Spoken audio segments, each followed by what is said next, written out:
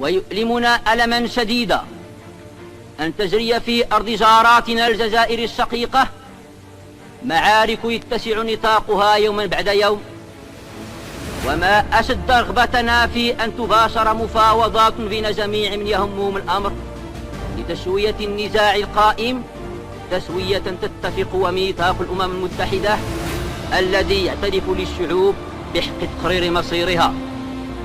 À nouveau, l'absence de l'Algérie combattante, dont le courage et la maturité politique obtiendront, j'en suis sûr, avec les pays épris de liberté et de notre organisation, l'indépendance prochaine.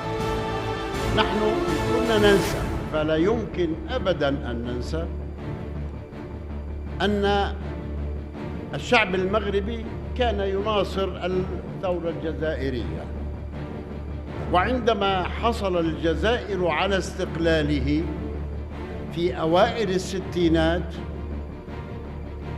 تحولت لجنة نصرة فلسطين المغربية مباشرة لتكون لجنة نصرة من الجزائر إلى فلسطين. ما فيش شيء اللي يفرق ما بيننا وبين إخواننا في مراكش.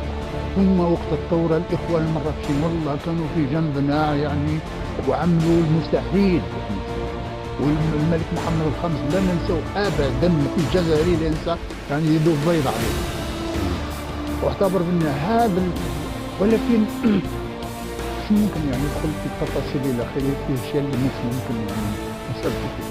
المهم أنا نعتبر أن هذا عيب علينا، يعني حدود بالله عيب علينا. نتمنى أن تجد كلمات تصدى لدى الحكام في الجزائر. والله فأنا